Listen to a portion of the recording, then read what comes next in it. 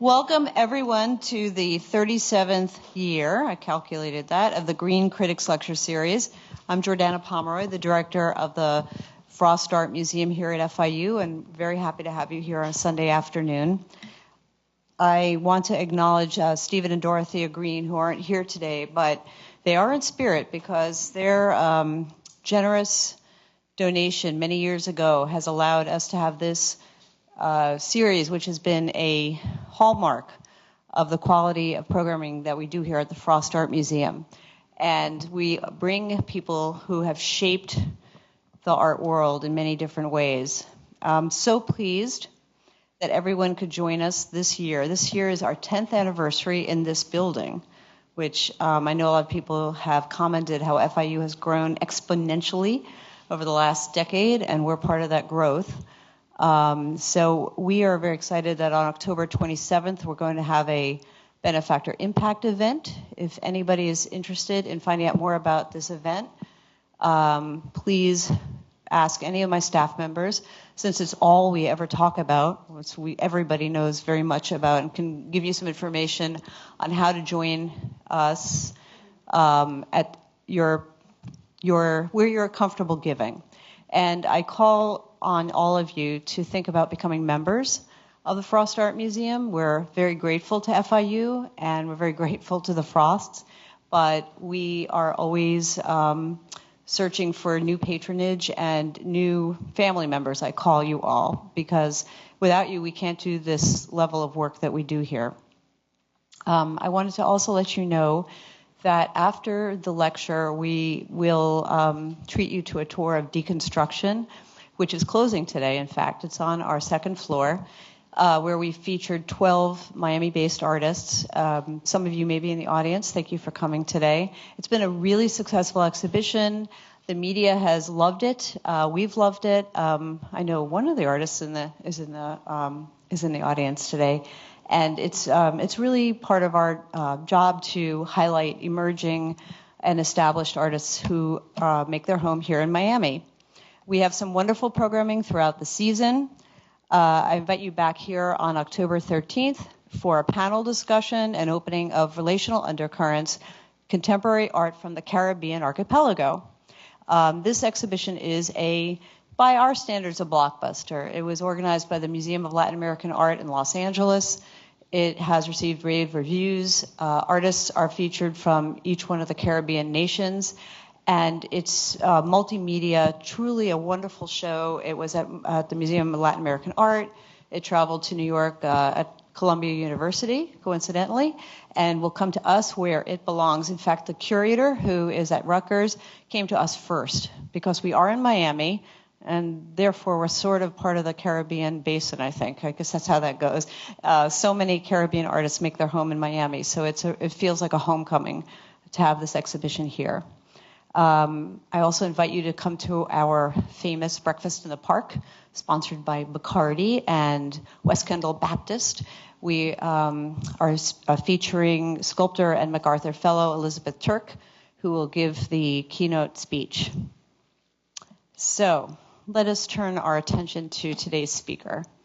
I met Barry Bergdoll when I was a graduate student at Columbia University, when I was playing with the idea of becoming an architectural historian.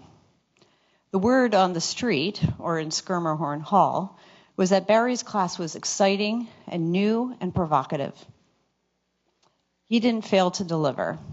He seemed so larger than life to me, and now I realize that I am this age and he's not that much older than I am.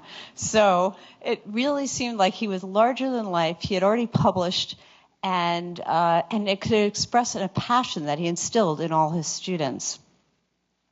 Barry Bergdoll is the Meyer Schapiro Professor of Modern Architectural History at Columbia University and curator in the Department of Architecture and Design at the Museum of Modern Art, where from 2007 to 2013, he served as the Philip Johnson Chief Curator of Architecture and Design. At MoMA, he has organized many, many exhibitions, curated and consulted on several major exhibitions, which maybe some of you have seen. Frank Lloyd Wright at 150, Unpacking the Archive, 2017, which was absolutely a monumental feat. Latin America in Construction, Architecture 1955 to 1980, and Henri Labrouste, Structure Brought to Light. His exhibitions at MoMA have their own following because they are thoughtful and engaging in their thematic approaches to big issues that we should all be thinking about and that have shaped ideas in architecture. Will you please welcome to the podium Dr. Barry Bergdoll.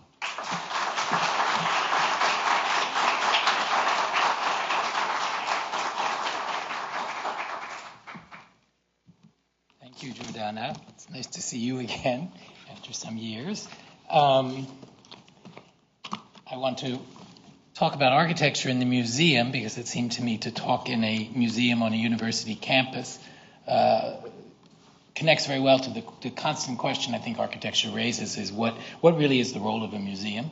How can you bring architecture into the museum? I'm currently teaching a seminar at Columbia called Architecture in and of the Museum, which is based on the notion that the modern art museum is invented through architecture, but yet architecture has a terrible time getting in the front door, even when it's been designed by an architect. So that's one of the things that I want to talk to you about tonight. This afternoon, the main theme is going to be this. Excuse me for bringing more groundwater to Miami. Happily, the thunderstorms predicted for this afternoon have not yet arrived. But I want to speak a little bit autobiographically, I suppose. First, as a historian, at this issue of the history of trying to exhibit architecture and the many times that architecture has knocked at the door of the museum, what some of the difficulties are at getting admitted, and what some of the challenges and possibilities are once architecture makes its way into the museum and acquires the public role that a museum creates for not only for admiration but for debate and for engagement. And then I want to switch to look at a series of exhibitions that I did at the Museum of Modern Art, not to advertise what you can no longer see, since the exhibition is by its very nature a temporary event, but because I pulled out a few that I think represent the possibility of what I call the case for activism, and what I think of as one of the major ways in which architecture can not only find its way into the museum, but can have a much greater impact than perhaps it can in its normal situation of a building in a specific place. But we can debate that in the question and answer period at the end. Most of the talk will be around a project that some of you might recognize on the screen, an exhibition called Rising Currents of some years ago. When that appears on the screen, you'll know that the end is in sight, so you can breathe a sigh of relief. I like to give benchmarks for how to make it through my lectures. Speaking of rising sea levels on the right, these two images and the ones that follow represent a little bit the problematic of how is architecture going to find its way into the museum. The museum, as we know it, is in fact a relatively recent institution, really only about 300 years old. The debates over the possibility of a museum with public access to collections of art and the benefits that would accrue by a citizenry that could have direct aesthetic experience of great works of art and painting and sculpture, prints and drawings brought together in a space that's curated into some kind of sequence is really a debate of the late 18th century. I show here, though, two slides not to recapitulate the whole history of the museum, which is a rich and fascinating and much written about topic, but really to dramatize the difficulty of bringing architecture into the museum. On the left, we see a painting of a proposal for transforming the Grand Gallery of the Louvre Palace in Paris into a public painting gallery, a proposal for inserting skylights into that great space and redoing its ceiling as a Roman coffered vault, as though it was an antique space rather than a late Renaissance French space, in order that it could receive paintings and sculptures. You see them being hung there. This is a painting by the great late 18th century painter, specialist in ruins, Hubert Robert, who also speculated on what exhibition space might look like. He was a specialist in painting Roman ruins. and therefore painting architecture. And as you can see, he shows us that if architecture is going to get into the museum, it's going to get into the museum by disguising itself as another form of art. A kind of surreptitious, hidden as a painting, we can bring all of Roman architecture into the Louvre Palace. Of course, Hubert Robert was also thinking, wouldn't it be wonderful if there were to be a gallery of Roman architecture, because he could also have a permanent one-man show in such an exhibition. So since the exhibition space was invented, artists dreamed of taking it over to show the totality of their work. So here on the left, architecture entering by representation, by a picture of architecture, literally here a painting, later on photographs, prints, drawings, other forms that record but cannot actually reproduce the experience of three-dimensional space, of built form. On the right, the first of a series of things I'm going to show you in which perhaps we could bring the apparatus of the museum as an institution to architecture. If architecture can't enter into the door, if we can't literally put buildings inside the museum in most cases, therefore architecture, unlike painting and sculpture, can only be brought in by representations, copies, simulacra. Maybe we could take the apparatus of the museum out. We could call attention to this building as a work of architecture if, for example, as on the right, we put a museum case around the building. This is a case that was built to protect one of the national landmarks of Argentina, the house of the first great president in the 19th century, Sarmiento, in the Tigre district of Buenos Aires. Threatening decay. It's a wooden structure, very much visited. So the entire building occupies a museum case. One thinks of Lenin's tomb in the Soviet Union in a similar way, the original one. So you could take the museum case outside and you could stop people in their tracks and say, this building is not only being preserved, but is also, your attention is being called to, it has been placed into a museum. Or we could take the apparatus of labels and wall texts that are part of the modern museum experience out to museums.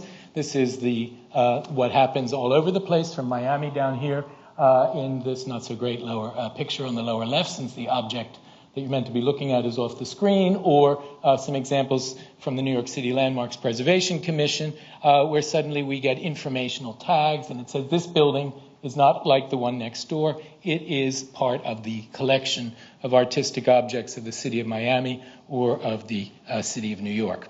Or we might take a very extreme case that I saw during the preparations for the Latin American show that Jordana mentioned. This is a posthumous work by the great Colombian architect, a pupil of Le Corbusier, Rogelio Salmona. It's the cultural center of a district of the city of Medellin in Colombia. And of course, it has a dedication plaque that tells you what it is. It's the Centro de Desarrollo Cultural de Moravia. Moravia is a district, a very poor district of Medellin.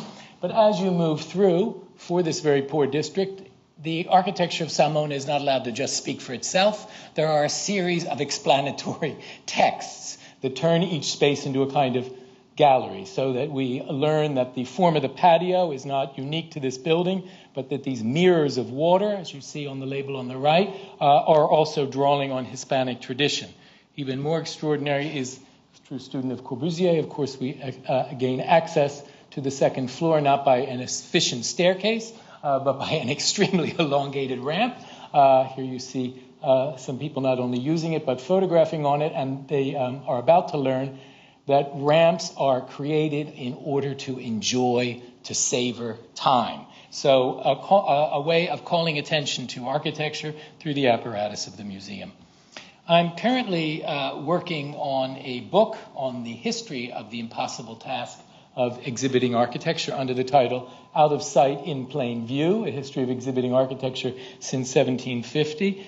But I'm not, on the short amount of time I have this afternoon, going to give you a lecture on that complicated topic. You already saw how difficult it is. Here's an example of trying to bring a full-scale building into the space of the museum. It's one of the most popular exhibitions ever staged at the Museum of Modern Art in New York, which will be very much my focus for the remainder of the hour. This was the Japanese house in the garden of 1954 to 1955, which you see sitting in the east end of the sculpture garden at New York, Museum of Modern Art. a reproduction of a 17th century Japanese temple presented as a model for housing. Ironically enough, therefore, this Japanese 17th century work turned out to be the most popular architectural exhibition done in the whole 20th century at the Museum of Modern Art, because people, of course, loved seeing a full-scale building of a type that they could only encounter otherwise by going to Japan. I went to the Museum of Modern Art just a little over a decade ago, and this was a photograph I took on my first day of work. It was early in the morning, so there aren't many people yet in the museum. But as you can see, there are a lot of people there. And I asked myself the question that I'm going to ask rhetorically for you right now. Up in the upper left is a little cue. I didn't give you the full HTTP for it, but it's the Architizer site, which has hundreds of thousands of images of architecture. And if you get bored during this lecture, you can begin, as we would say now, to curate your own architectural exhibition on your device through this website. And you can travel wherever you like. You can get plan sections, elevations, information, labels, etc. What in the world is the purpose of a museum, particularly for architecture, which cannot deal in originals in the 21st century? That remains a question. We should debate that question. I decided to put it on hold for a while because I thought if there are this many people here at 1029, my job is to take advantage of their presence. The museum today is one of the places, particularly in large cities like Miami, New York, Paris, London, that continues to draw crowds. Why is a very fascinating question. So this impossibility of the architectural museum, conjugated with the fact that there is a ready audience, particularly in larger institutions, coupled with the proliferation of new architecture museums in the last generation. I'm just showing you here a handful that have been created, going clockwise from the top left, Paris, Frankfurt during a de-installation, but the museum itself is a house in a house. Down in the lower right, just opened a week or two ago, the new Museum of Architecture in Copenhagen in Denmark, and on the bottom left, the Canadian Centre for Architecture in Montreal. But I want to go back to the longest surviving Museum of Architecture or Department of Architecture in a museum.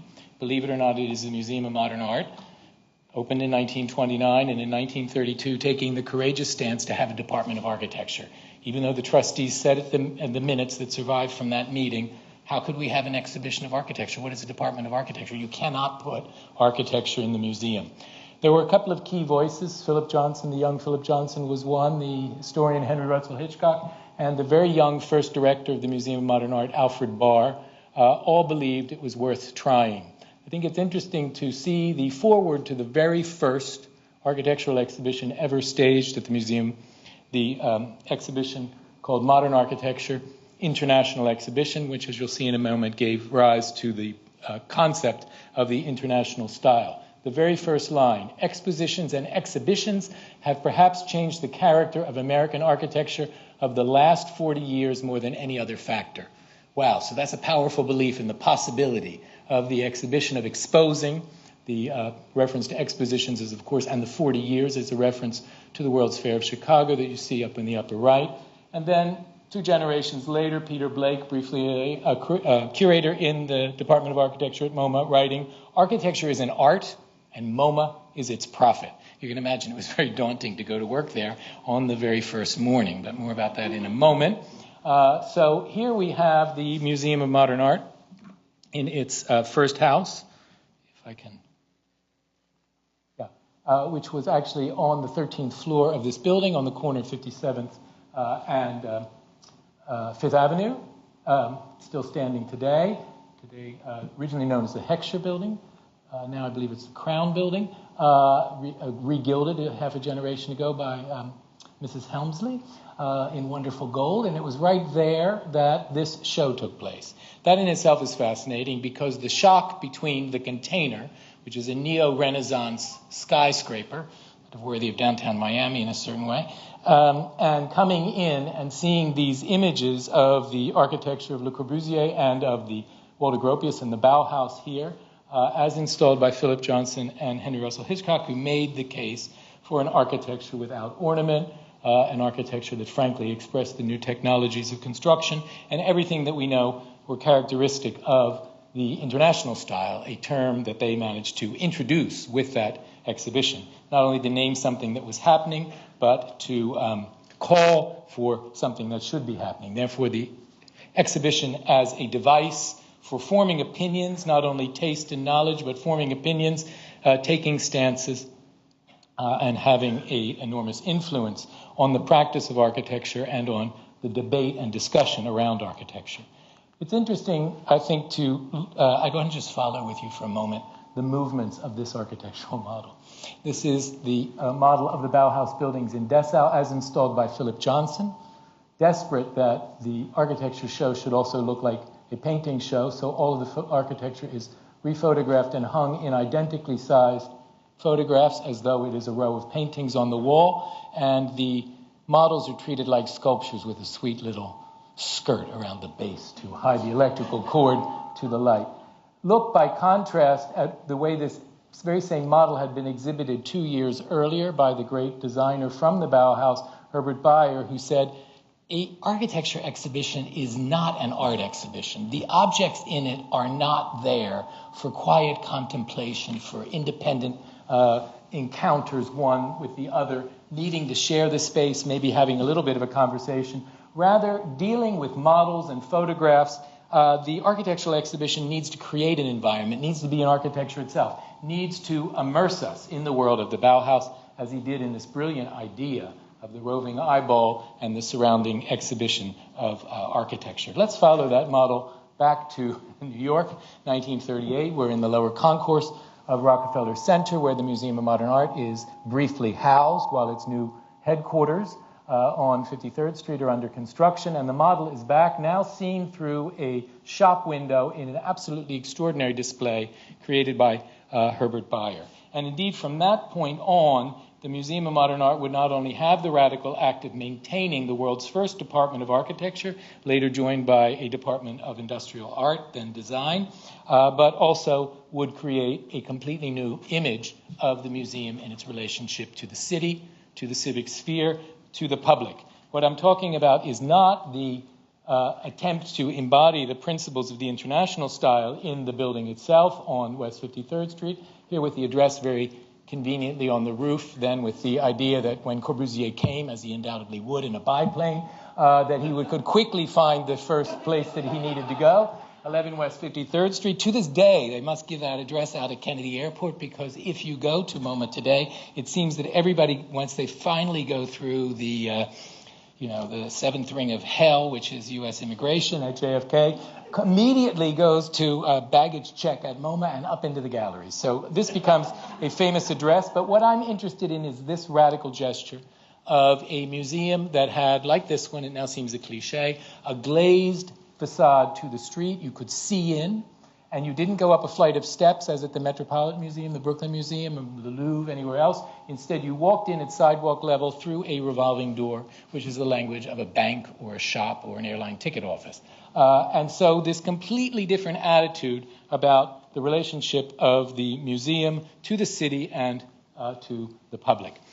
Now, when I went to the museum in 2007 and started also working in the archives on this history of both the department in order that I could defend everything that I wanted to do against the trustees, I have a habit of saying MoMA doesn't do that, and I'd say, no, but in 1947, I would have a full ammunition. I also became really interested in a role which I'd like to think characterized some of my tenure at the museum, but which I think is inscribed in the DNA, but too frequently forgotten. Many have retained the stylistic demands of an architecture that could bring America in sync with the advanced architecture of Europe. Here's the Corbusier Room in the 1932 exhibition. But there was also a room that was dedicated to improved urban housing. And this was done by a separate team and had a rather different perspective. You'll notice here Corbusier's Villa Savoie is surrounded by photographs of it and other Corbusier buildings, making a monograph of this architect's 5 points of a new architecture, his adherence to the international style. This is a rather daring thing, because here the model of a brand new housing estate of similar aesthetic and constructive principles as Corbusier on a central pedestal in the middle of the room, is surrounded not by photographs of something that should be admired and followed, emulated, but rather by photographs documenting slum conditions in New York City, contrasting the way people in New York live with what was being made possible by housing programs in Weimar, Germany. This, for me, is the birth moment of what I want to talk about for the rest of the time you'll allow me to stand in front of you, which is my case for the museum as activist. And here, my heroine is not Philip Johnson or Henry Russell Hitchcock, but rather this extraordinary, you see these photographs of these people at the Museum of Modern Art in the 1930s.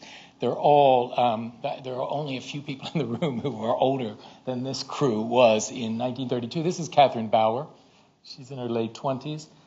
She's begun to study modern housing. She writes this book, which is still a reference book to this day, a few years later. She worked with Louis Mumford on the exhibition you just saw at the last gallery in 1932, and then she was a key actor in this exhibition, the housing exhibit of the city of New York of 1934. This is an extremely important exhibition for my purposes for a number of reasons. One is it was making a very pointed argument about arguing that architects could transform what existed into something else, not simply by a stylistic operation, but by an operation of reform, of active thinking. The architect as activist, but the curator as activist working in sync with these architectural studies. Bower, like many so-called housers who had gone before her, was appalled by the living conditions in the poorer districts of New York, particularly, believe it or not, on the far Upper East Side as well as on the Lower East Side. Her exhibition now took place inside, unfortunately I don't have a photograph of it, a Beaux-Arts townhouse at 11 West 53rd Street, which will be the future site of the Museum of Modern Art. It was a wealthy mansion. So to walk inside that wealthy mansion and discover you can see it's kind of Neo-Louis Seize moldings there, this new casting of the housing exhibit of the city of New York in this amazing installation that has almost everything that we do today.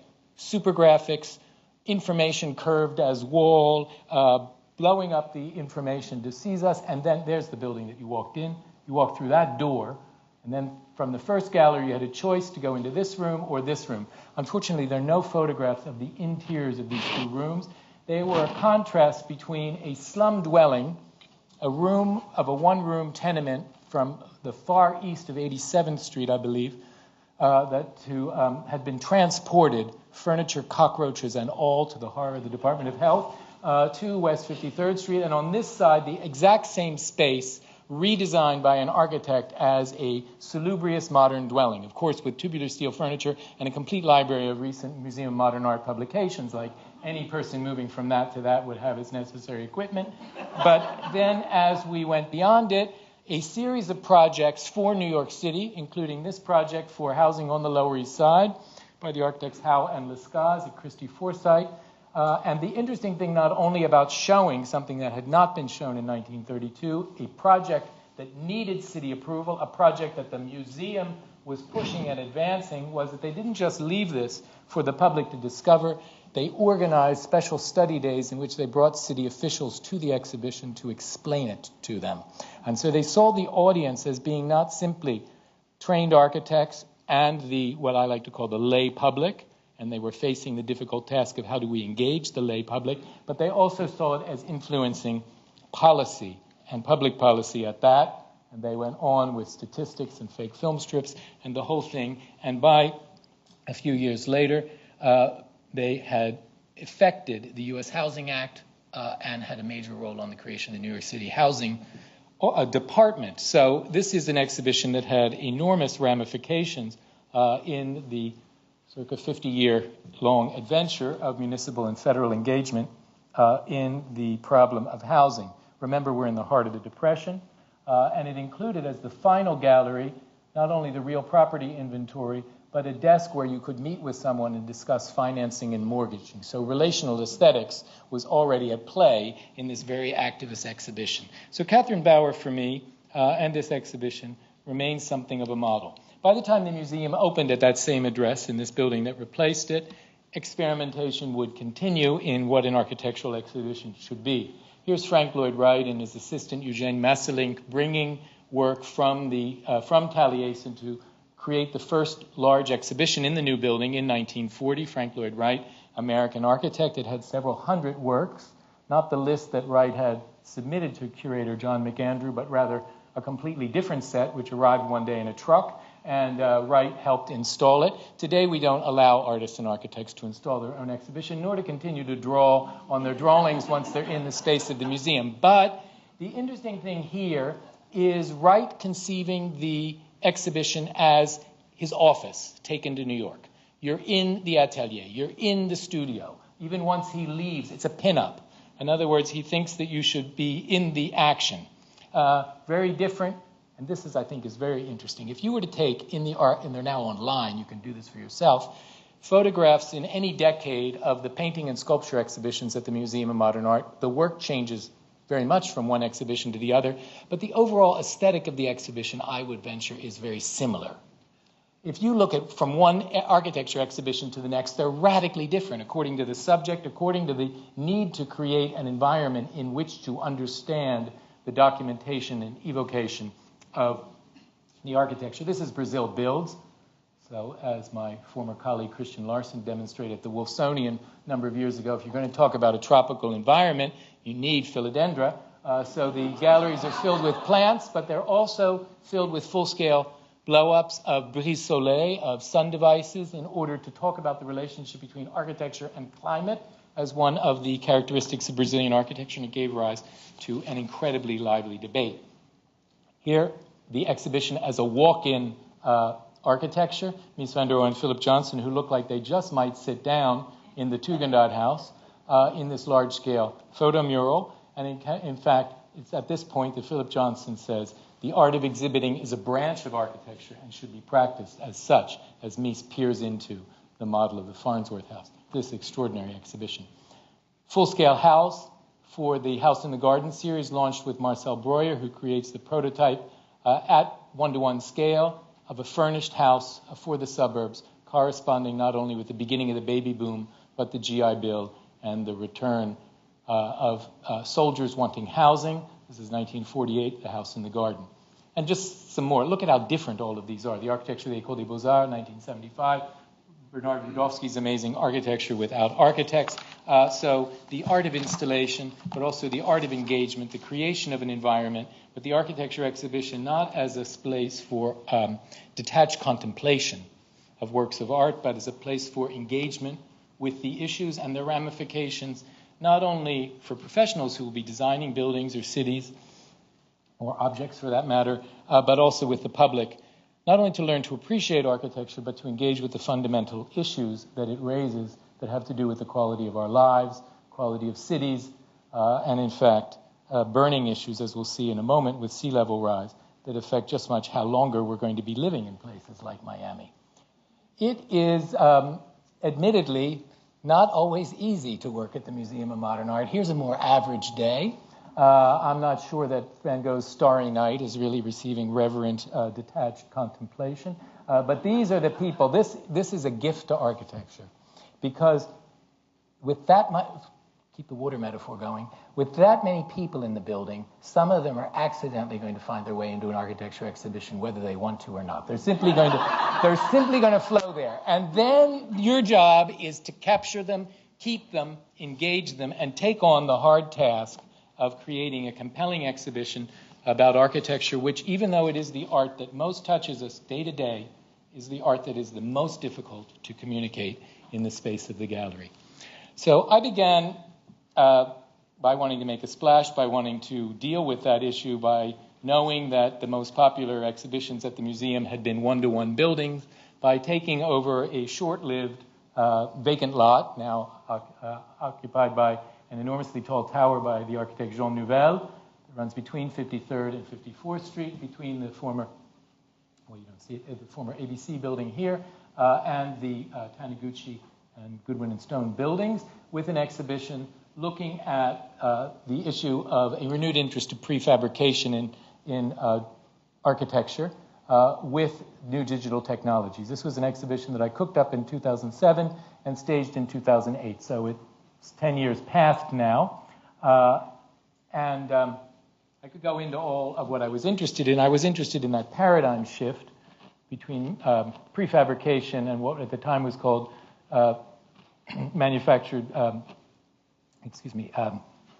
digital fabrication, but along with it the idea that the mass standardization paradigm of the early 20th century was giving way to the early 21st century idea of mass customization.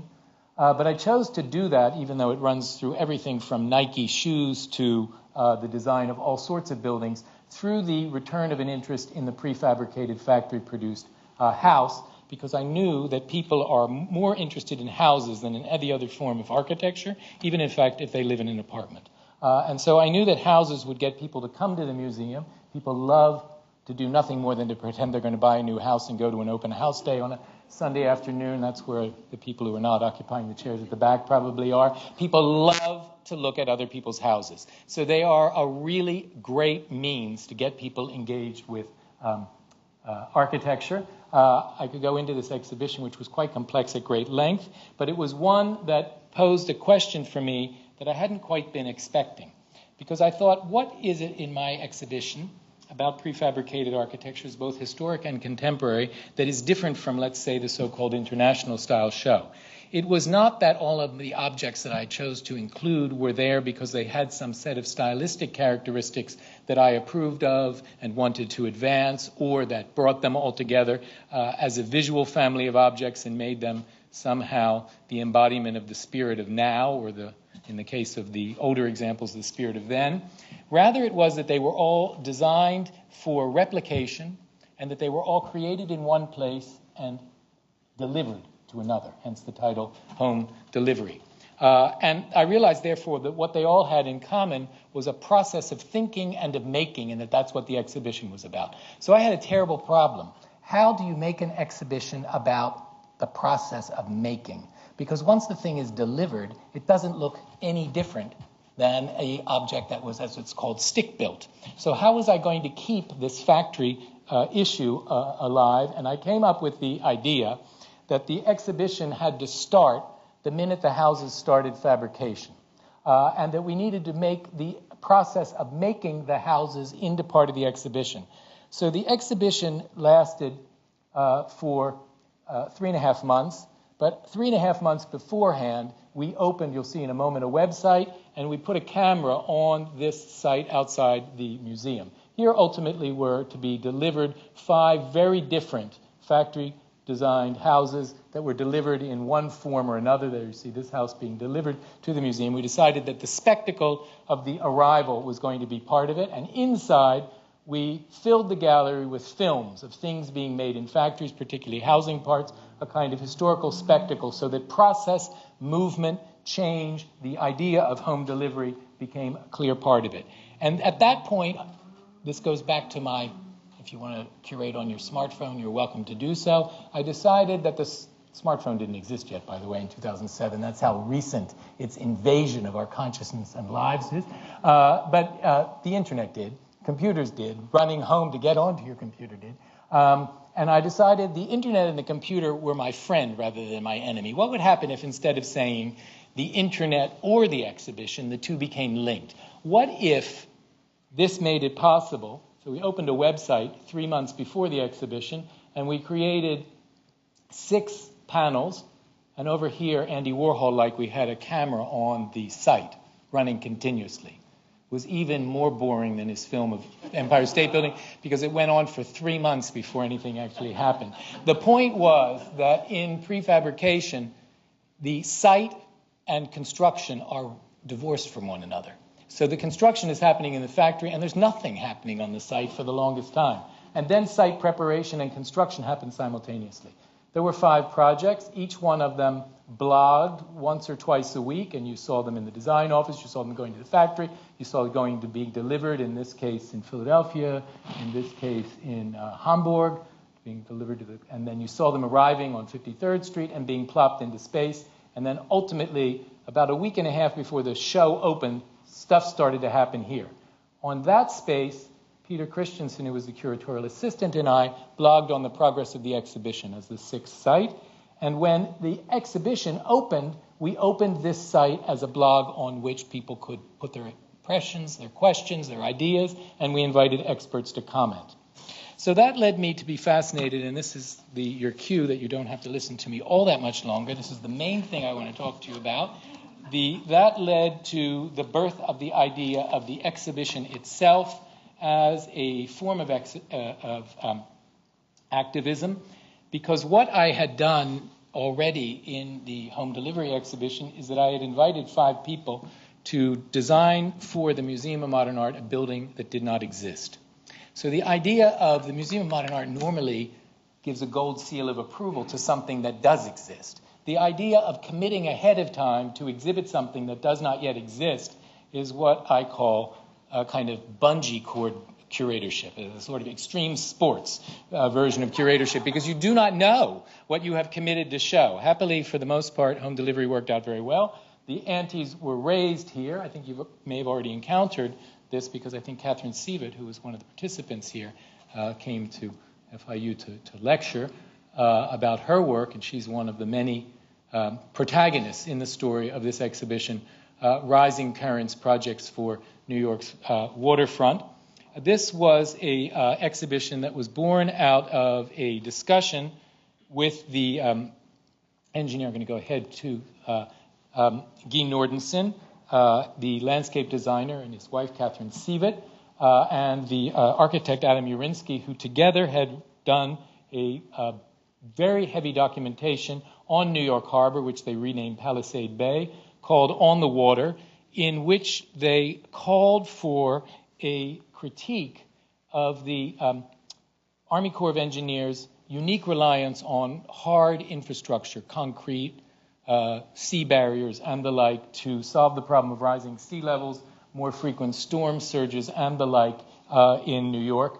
This is a marker of flooding zones in New York. You can see extremely extensive. I think Miami would probably look even worse if we had the colors up there.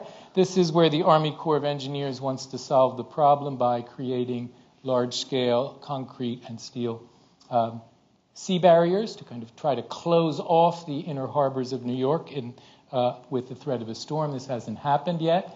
And Guy and Katherine and Adam wanted to explore what they called a whole range of soft infrastructure approaches, where hard infrastructure and soft infrastructure, that's to say working with the land, working with what we would think of as landscape design, working with nature itself to mediate against sea level rise and the more frequent storms that are tracking, particularly for us, up the east coast of the United States. To do this, anyway, Guy, anecdote. Guy and I were sitting, we went to the opening together of the Venice Architectural Biennale in September of 2008. And he presented me with this book, and he said, I think that this book would make a wonderful exhibition at the Museum of Modern Art, don't you? And I said, no, I don't actually, because I think, I don't think that information on the wall is a very interesting exhibition. A book on the wall, you see them over and over again. They're very convenient for architecture schools. You can take them down, send them to the next place, etc. But it's not very engaging for the general public to read information on the wall. I don't want to put a book on the wall. Then we kept talking, and then we came to the idea. He said, well, what if we invited some of these really interesting people in the Netherlands and in Singapore who are doing really amazing work, and asked them to think about how New York could be designed to be more resilient to the effects of climate change and sea level rise. And we had a cappuccino, of course, and we had the morning newspaper, Lehman Brothers has failed. And I said, I don't think it's the right moment to tell America that the Dutch do it better. Because by the end of the year, half of the young architects in offices are going to want to be web designers or Uber drivers, Uber didn't exist yet, or other things. We are going to face a crisis in the profession coming along with this. And out of that was born the idea of what if we invited very young practices to create offices, temporary offices, under the roof of MoMA, in which they could bring together all of the expertise that they would like to, the kind of expertise that you don't normally bring together on a commission, to think about how to make these 5 zones that we chose in and around New York. This is ground zero, but it's also ground zero for sea level rise. One, you see the areas, you all know New York well enough. Although we've decentered the view, obviously we're down to Staten Island here. So all edges of New York Harbor renamed Palisade Bay, from Lower Manhattan to the Verrazano itself. And those were given out to 5 teams who took up residence, we're going to see it in a moment, at PS1. Klaus Biesenbach, who's about to leave us, himself was facing a bit of a crisis. He had whispered in the ears of the other chief curators, the budget of MoMA PS1 will not permit us to keep all the galleries open. What is the best way that we can do this subtly and people don't say half the building is closed? I said, I just got a grant for 5 teams of interdisciplinary designers to solve the issues of how the city might be made more resilient to sea level rise. Could I install them in your gallery as a working exhibition? So that's what happened.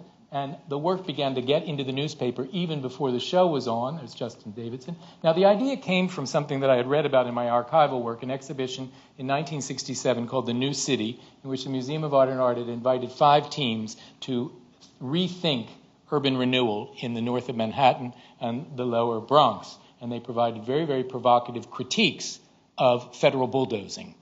So we're providing very, very, we hope, provocative critiques of the federal unique reliance on hard infrastructure there. The big difference was these were 5 teams who went back to their schools of architecture and then delivered the products in the middle of the summer to a small gallery in the exhibition. We decided to make the actual design studio, the process of making architecture and thinking it, part of the exhibition. So like home delivery, this exhibition started the minute people began to work on it. And they were housed in various galleries inside MoMA PS1. Here you see it during one of the Young Architects Program installations, probably a year or 2 before that enterprise. And then we began to invite once a week experts to come in, hydraulic engineers from Stony Brook University, various people who could bring expertise and critique the designs and the analysis as it was emerging for each of the 5 teams.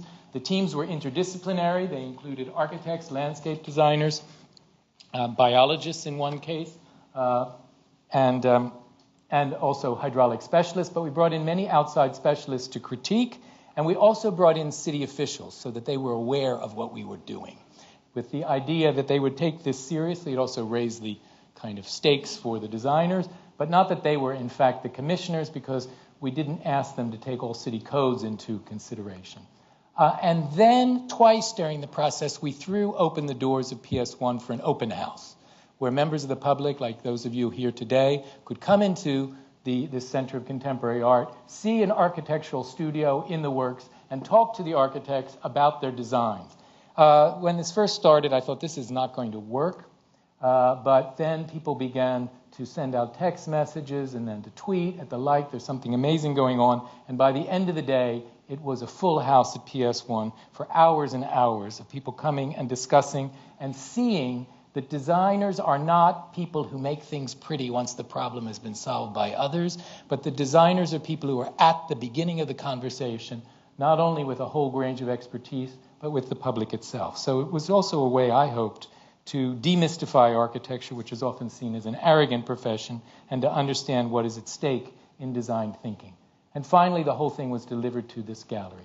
I think, given the hour, I'm going to just show you maybe 2 of the projects. You can see this, I think in the end, rather beautiful installation. This was the team that worked on Lower Manhattan. You're looking in the foreground at the team under the direction of the architect Matthew Baird, who worked on the area across New York Harbor in New Jersey. Now, I would say that this was the way that we suspended reality. In reality, nothing will ever happen in this zone because it's in 2 different states and about 6 different jurisdictions. And we pretended that we didn't have people like fights between the mayor of New York State and the mayor of New York City and the governor of New York State, between New York and New Jersey, that it was actually possible to think and to plan regionally in a reasonable way. But so there was a big fantasy involved in this. But the idea was not to give a blueprint to New York. The idea was to create a whole set of ideas that might be drawn upon not only by New York, but by the 50% of the world's population that lives in cities that are now being regularly flooded by sea level rise and will be increasingly so in coming decades. And the idea was to begin a public discussion about it. And the idea, most importantly here, and here's where the role of the museum and architecture in the museum comes in, the idea was not to mount a set of scary statistics about where you live is about to be underwater and your mortgage along with it. We're going to that next. But rather to show that through really hard-nosed but inventive and imaginative design, that ways of ameliorating this situation and living with the water could be imagined in such a way that one of the common reactions in looking at it was, oh, that looks like I wish they would do that in my part of Staten Island. I really like that approach, etc. What sociologists call co-benefits. So the designer is not only solving something, the designer is giving something that allows you to embrace the quality of this vision of a future daily environment without simply seeing it as what it also is in very major terms, a dramatic addressing of an extremely threatening problem. Part of this had a very interesting return to the past, or the future is going to be the past, because we were very inspired by someone who became part of this project and the next one, Eric Sanderson, who works at the Museum of Natural History, who wrote a book right around that time that was a big inspiration to us called Mannahatta. And we realized that Mannahatta of the Native Americans had a lot of resilience to climatic effects in a way that the hard city does not. And so we're going to learn as much by what used to be there as by what could be there in the future. There are 5 zones. This is Zone 1, which is a team led by the architectural design firm ARO, Architectural Research Office, with the landscape designer Susanna Drake and a whole group of others contributing to this. These people have since gone on to continue to have these conversations. So I'd like to think, too, of the museum as a catalyst for conversations that are not necessarily so easy to have between the boundaries of the professions as they exist. Now, blurring boundaries is here key, because what this group did and what all the others did was they began to say there is no hard edge to Manhattan. We have to stop thinking of land and water as two oppositions. By the end of this exercise, we were all talking about words I'd never heard before. I became go to dinner parties and said, I'd like to talk to you about bathymetry. Bathymetry is topography underwater. That is the shape of the harbor. You can't see it. It has an enormous influence on what the water is doing, particularly, for instance, the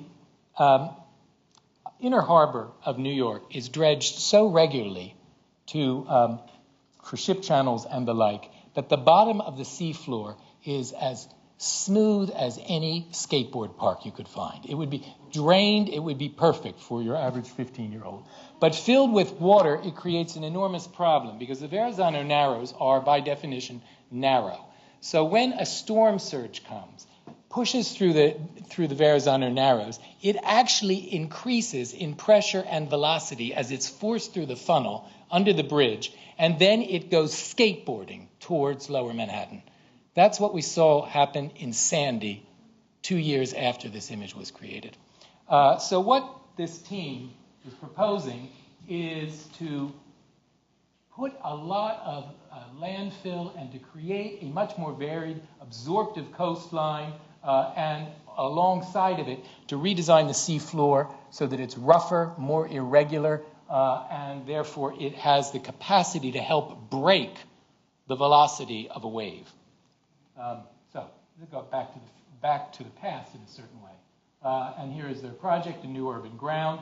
Quite comprehensive. Not only are they going to redesign the edge, but they want to redesign the streets of New York. God knows if you've driven on them, they could use it.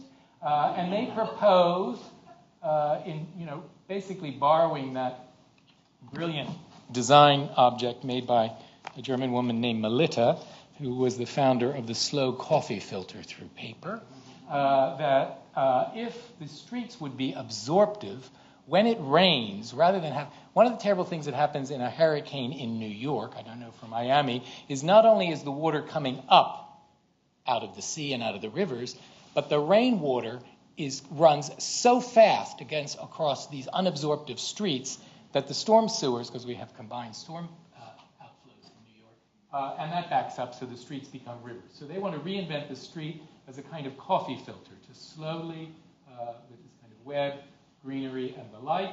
So comprehensive, the East River becomes an aquatic park. It's extraordinary how many kayaks there were in these projects. Kind of recreational area, but it can be flooded. And so all of New York becomes a wonderful park, kayaking area, recreational, but also making the city with its green apron more. But of course there are channels for the ferries and the like. You already get the principles here. You've learned them all. This is Matthew Baird and his team. He was going to work on these huge piers and this area of New Jersey, Bayonne, the Bayonne Piers, and northern Staten Island here. These are two of the longest piers on the East Coast. Each one of them is longer than Central Park, and they're largely disused. This is one of the largest oil refineries on the coast of the East Coast. So if you land at Newark Airport, next time you look down, you can think, well, there are about, 56 petroleum tanks there. They're all going to be underwater. Great. We don't even need to knock over the Exxon Valdez. It's right there waiting to happen in the harbor of New York. So he's got a really bad zone there. What he wants to do is create these glass jacks, these extraordinary, this full-scale, model scale. Here's his idea. There's the area. You see it when you land at Newark Airport. This is almost all at or slightly below sea level. The petroleum refinery, the shipping piers, existing conditions. What he wants, 85% of the site would be inundated in a 500-year storm. Now, that was a big problem for visitors to the museum because you say it's the 500-year storm, the 100-year storm. So they say it's not going to happen until 100 years from now or 500 years from now. These are issues of probability. The probability is once in every 500 years. That could be next month. That doesn't mean it's not until 500 years from now. So this area is of an immediate urgency. Here are the piers. So his idea was, what if all that stuff, all that glass you put out on Thursday night in my neighborhood and nobody knows where it goes, what if all of that glass was delivered to a repurposing of these old military facilities there into recycling plants, and they would recycle that glass into huge glass jacks. You just saw them there. They would be thrown into the shallow water around here, and they would form they're going to go in here, and they're going to form, there they are, a kind of natural coral reef. And this coral reef is going to break storm velocity, and it's going to encourage the formation of barnacles, and even oysters might come there and begin to create a more varied sea level there. And then he's going to build a big berm park to protect the oil refinery while gradually it becomes a biogas factory. The last one I just want to show you, because right after she did this, she won the MacArthur Prize, so I'm still waiting for my cut on that. The wonderful Kate Orff. She was the only team led by a landscape designer. She took on this area, which is the area in between Governor's Island and Red Hook, Brooklyn, and the adjacent Gowanus Canal, which is one of the most filthy, polluted bodies of water anywhere in America.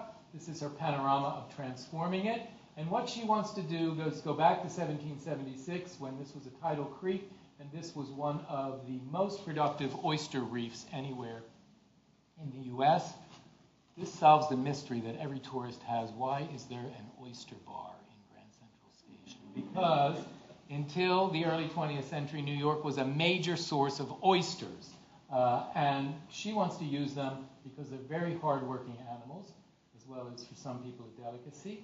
And what she wants to do is to take these oysters. Oysters do two incredible things. One is they clean a volume of water many times their body weight every day. So they clean the water. They are kind of vacuum cleaners of the sea, if you will. The other thing they do is they're extremely social. So within days of their birth, they glom on to one another and form reefs. So they're ideal for creating a more variegated, a kind of sandpaper of the seafloor, if you will. And so what she's going to do is basically use this as an enormous oyster incubator, and when they're a couple weeks old, ready to go out, take those little kittens out and put them all along here, and they're going to form a huge reef to protect us on the inside of the Verrazano Narrows. Even while they're cleaning the water, here's the cycle that's going to happen. Turning, this is a flupsy, this is how you raise oysters, but she's going to turn all of the Gowanus Canal into a flupsy and ultimately create an underwater national park there, and with the idea that ultimately the oyster bar will open a branch in the Gowanus, being yuppified even as we speak. So let me just conclude, because I'm about to overstay my welcome, and we need to get out of here in case it rains. Number of other things we've taken on. It doesn't only involve inviting people in to create something new not only potent with ideas, and I should say that I was called to New York City Hall a few weeks after Sandy because the Mayor's Office for Emergency Preparedness wanted to talk to me about Rising Currents, which is by then a 2-year-old project.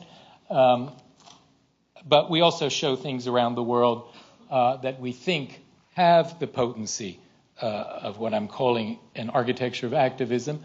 This was the case of my colleague Anders Lepik's wonderful show, Small Scale, Big Change, about projects around the world that were transforming people's lives in relatively small interventions, but with big impacts, such as the many attempts in Latin America to use cable car forms to link various favelas one to another. This is Caracas. But it also led to the creation of the series still underway that we call the Issues series. Rising Currents was the first. Foreclosed the second. There was a third after this, and there are others now in the planning. Foreclosed, I'm not going to show you in detail. Forgive me for skipping over it. I want to show you that this issue is not exhausted. But this was in the middle of the foreclosure crisis. And we asked the question, could the foreclosure crisis, instead of simply being a crisis, rather like the problem of climate change, also be a chance for rethinking things that need to be thought anew in the city? What if we dealt with what I still see as one of the great problems? Much of the foreclosure crisis was focused in inner ring suburbia. And so the question that we asked, and here I was working with a Columbia colleague, Reinhold Martin, was, we know that the urban core is booming. There's an incredible return of wealth, the middle class, empty nesters, all sorts of people. Downtowns are flourishing in a way that they haven't been for generations. The inner urban ring seems to be as well. We know that there is a move to exurbia. What happens to the older suburbs? Now, those suburbs could be anything from late 19th century in New York and Chicago to 1970s, let's say, in Los Angeles or San Diego. And then we have a rural zone.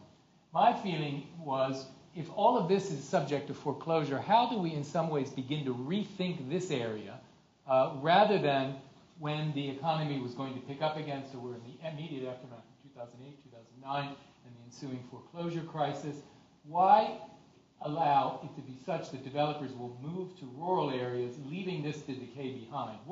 Is there any way to begin to rethink old suburbia? And that's what we asked 5 teams. You see them listed to take on. And again, we began to stage things. Here was the opening symposium with both the teams all gathered together and the public to hear a debate between people with radically different views on urbanism. Ellen Dunham-Jones here, a leading figure in new urbanism. Michael Sorkin, a very outspoken critic of new urbanism. And we had an extremely lively day. But then the teams moved in to these sometimes open, sometimes closed studios in PS1 to begin working on these sites. Now the open house days, of which we had more, were so jam-packed we needed to bring in loudspeakers and things like this. This is Michael Bell, who took up a site just outside of Tampa in Florida with an extremely high foreclosure rate and began to rethink the way a major Florida city might happen. This is Jeannie Gang, who took up a place in Cicero, Illinois, with some disaffected factories and some foreclosed housing, and began to look at it. And a guest announced a desire to come to the open house. We're still in the Obama administration, and this was Sean Donovan, the then Secretary of Housing and Urban Development. And I said, well, it would be great if you came. Would you give some remarks? So he arrived. Obviously, it had something been prepared by his staff, and we were going to hear it. We wondered if we were going to get in the New York Times as the occasion, like those high school graduation speeches or college graduation speeches that serve as the occasion for some kind of policy statement.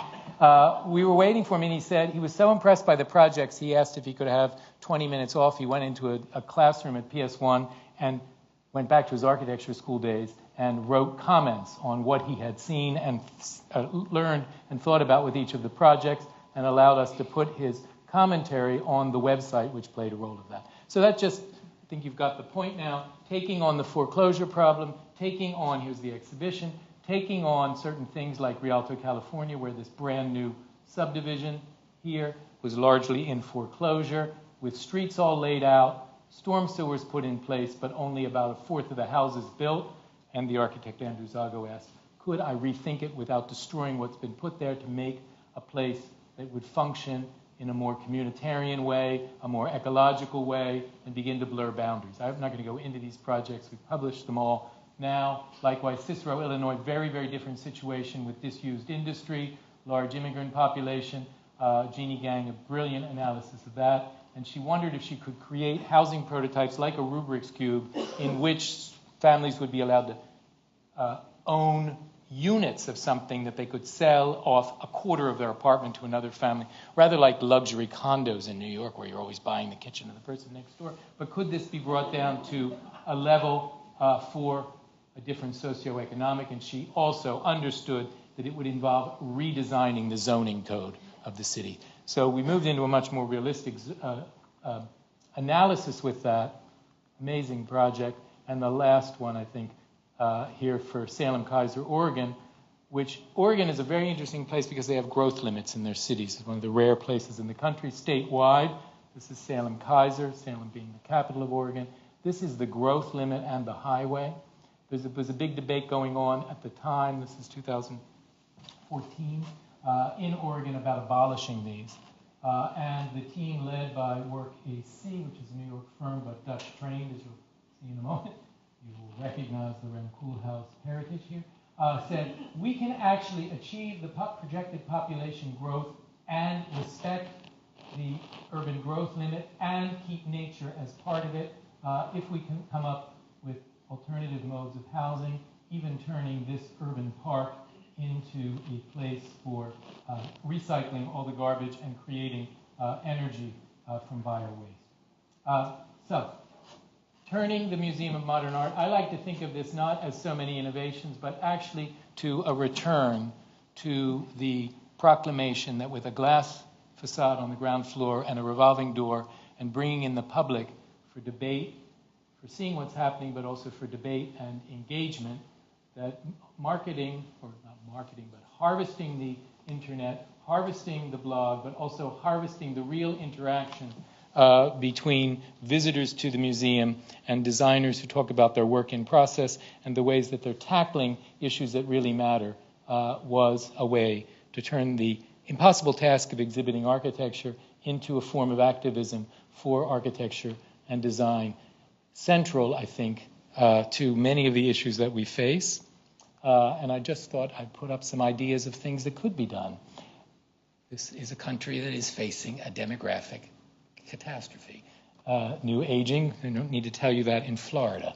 There are some amazing things going on around the world. This is a recent project by the young Japanese architect Ishigami for elderly housing in Japan, in which he takes rural buildings that are going to be demolished and he has disassembled them and moved them all to a site and composed them into a new kind of community. So not a kind of neo-New England permanent care facility, but rather these types of village structures that were very familiar to people who need to move to a new place but are going to find themselves in a brilliantly reconfigured old.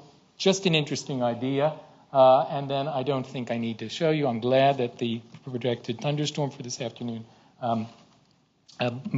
didn't manifest itself, but you can tell me if it's true or not, but I too often read in the New York Times about people in this part of the world watching the sea bubble up through their front lawn. And so I do think that rising currents was not a one only, that there are issues about changing climate and the sea in Florida to which design could bring any number of possible responses, or at least ingredients of a response. And another one that concerns me terribly is that ocean of plastic out in the Pacific Ocean that is now somewhere near 2.5 times the size of the country of France, a floating garbage bin in the middle of the Pacific Ocean. There are so many issues that we tend to think of as issues that are only going to be solved at the level of policy think tanks. And I, at least for a while, made my campaign at the Museum of Modern Art to try to show that design needs to be at the table when problems are addressed, not as a prettifier of problems that are solved by others. So that's really all I have to say to you today. Thank you for your patience and for listening to me a little bit too long.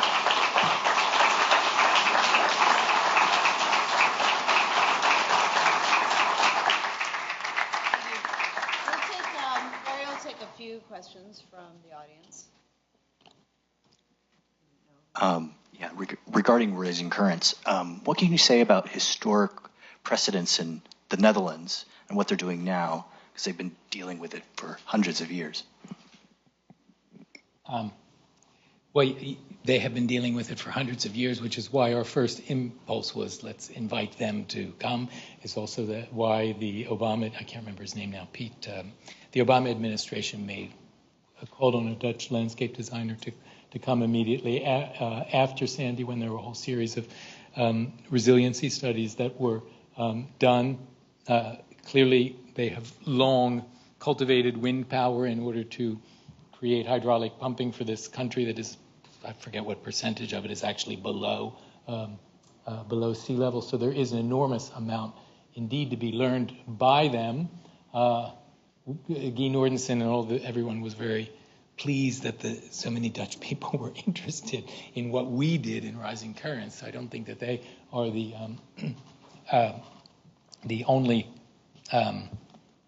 ones to have studied it. I took out of this PowerPoint so that I wouldn't keep you here all afternoon, but it's very interesting because I am not I'm not a designer. I'm a historian, and so running these workshops and acting as the activist curator took on many roles, but I've often found myself coming into the studios and bringing examples of historical things that their work made me think of, bringing them to them just as resources and thoughts when it came to absorptive streets, even 18th century street design and the like. So it's a little bit off of your question, but I think there are many precedents. When Kate started to work on the oysters, I said, actually, the Romans moved oysters around. The Romans actually knew how to use oysters not simply for productivity, but for land management and the like. So I think that there are many historical examples. And clearly, as a historian, I always believe that it is useful to bring together past initiatives, not simply to say that's already been done, but because there's so much to be learned by them, not necessarily as a template, but simply to look at the range of things that have been tried. Again, I'm moving away from your question specifically about the Dutch. But for instance, when doing the exhibition Home Delivery, which had a long historical part on the history of prefabrication, one of the most fascinating things there was that many projects that failed in their own time become relevant now. So that the history of failure is not stable. What was a failure at a certain time historically can actually have potency later, which I think is why the historian's work of recovering earlier proposals is often very interesting, because the conditions may not have been, a Buckminster Fuller in the 1920s looks ridiculous, but to look at his fascination, for instance, with the ability in prefabrication not simply to deliver the materials, but to deliver some of the infrastructures as well, is actually one of the big questions right now. So, again, just even go back to 17th century Dutch things, there would be a lot to be learned simply by saying, what can we learn about that, particularly learning from pre-electrical approaches to sea management. Another question? I should say, just in conclusion to that, when I was called to the mayor's office and they said to me, we're on the other side of Sandy. You know, we really admire the Rising Currents exhibition, and we want to know what you're going to do next. I was really taken back. And after a minute, I said, you know something? I'm a curator. I'm not a specialist in sea level rise. I'm not a specialist in any of the things that you need to be working with. I hate to say this, but as a citizen and as a voter, my question is, what are you going to do next? Well, my question was really about that is you seem to be on a roll here, and I'm a practicing architect here in Miami, and you seem to, have taken on this leadership role. And what I wanted to know, did any of this affect any policy decision? Did it change anything? And if it hasn't, what are you going to do about it is what I'd like to know. That's a great question. I can only give you the short-term answer because I think we all have to probably wait another decade or two. It's a bit like for those of you in the room who teach, it's a bit like student evaluations. I think student evaluations should be done 10 years after the course, not the day it ends. It's hard to know immediately, but the fact that the mayor's office wanted to talk to me after Sandy, I think already shows the amount of attention that group of projects got. Not that any of them was a blueprint, but they got a lot of thinking going. Now, New York was ripe for it because Bloomberg had already launched all sorts of structures for studying precisely these issues. But they were not issues that had moved so fully into the soft infrastructure and landscape zone that was so much an emphasis of these projects.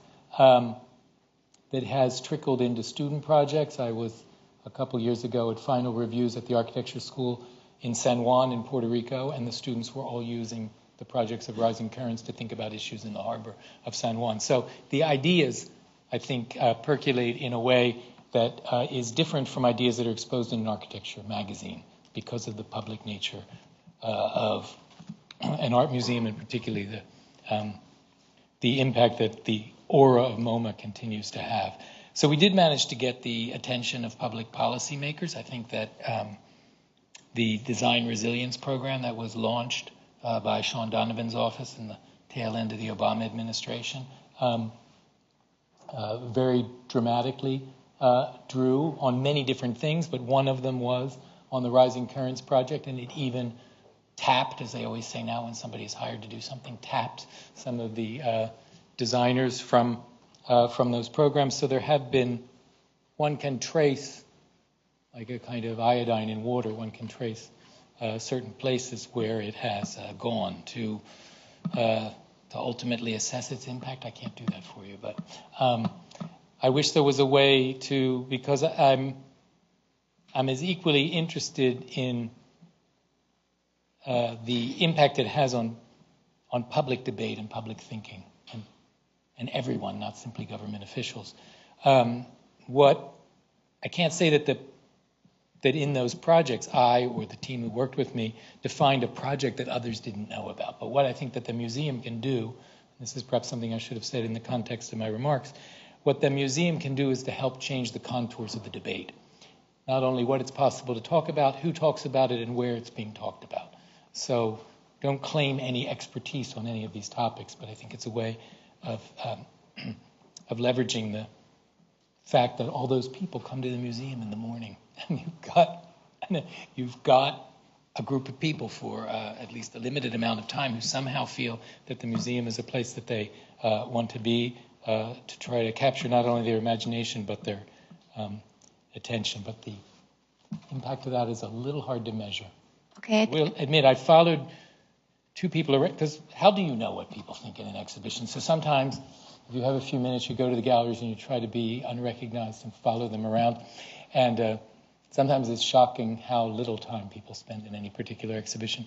But I followed two women, I think they were British from their accents, out of the Rising Currents exhibition. They seemed to be quite enthralled by it, and then one turned to the other, and I was right behind them, and she said, darling, I think that's an awful lot to absorb. And I couldn't help it. I said, you got the main point.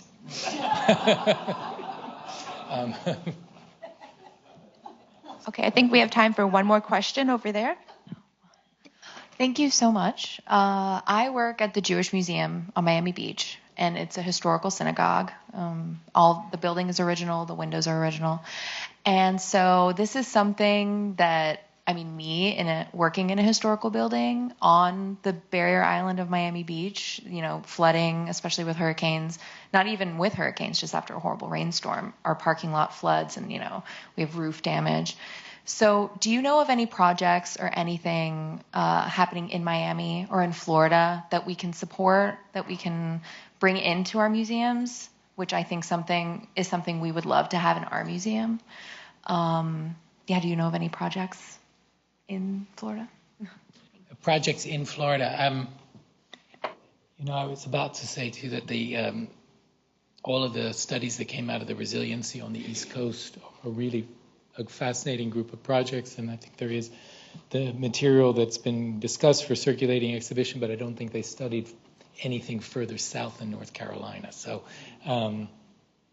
Florida was, and that actually, your question is absolutely pertinent, because you will notice, I didn't show you the New Jersey site in the foreclosed project, but I'm a strong believer in the glocal, which is that issues that are of global significance are much more resonant with people if they can immediately identify with them on the local level. So one of the interesting things in Rising Currents were people in the museum from Staten Island, and I actually heard people who said, "Oh, I never saw Staten Island referred to here before." So is the sense of being able to identify, and also the problem is literally in their backyard. So I agree with you that I think the potent thing to do here would be to find, or maybe somebody here wants to make one, to create a think tank in which you bridge between the design professions and the public on issues of direct concern to Florida. And all you have to do is drive around here and you realize that the water and the ground are about separated by about that much. Great. Well, thank you, Dr. Bergdoll. And we invite everyone to join us for the reception outside and the tour upstairs in 10 minutes of deconstruction. Thank you.